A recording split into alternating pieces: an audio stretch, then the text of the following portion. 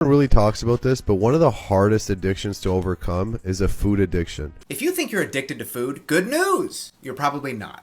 The current prevailing belief among experts in the field is that food cannot be classified as an addictive substance. Now look, I'm not going to dismiss anyone's personal experience, and as someone who used to be in a bigger body, I know that food can, at times, certainly feel addictive. You might experience intense cravings, hunger pains, compulsive overeating, and while these may feel like symptoms of addiction or withdrawal, they're much more likely to be a response to extreme restriction, a product of what the rest of your diet consists of, and a result of underlying emotional or psychological issues. Food doesn't contain addictive compounds in the same way that drugs or alcohol do. Now, some of you are going to chime in and say, sugar! Sugar is in things like ice cream, donuts, cookies. Sugar is an addictive chemical compound. Incorrect. If sugar was addictive, forget the donuts. You'd be like Mary Poppins trying to make the medicine go down, just eating spoonfuls of sugar. You just like to eat sweet, yummy foods, and that's okay. And I know it's not more than that because other foods have sugar too, like apples,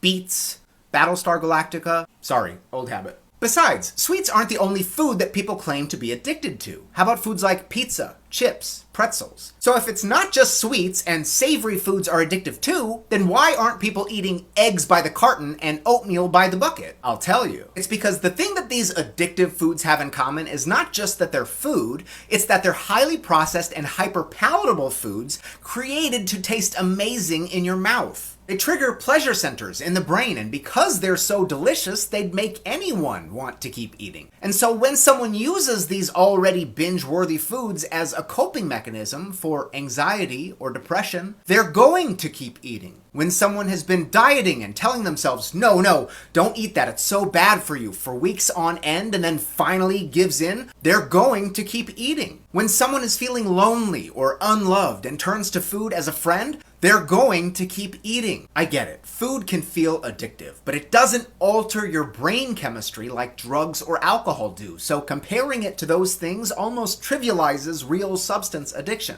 But I understand why people use that label. It's almost a strange relief to believe that you have no control over it, that it's out of your hands. Because the alternative is healing. It's repairing your relationship with food. It's nurturance, self-compassion, self-care.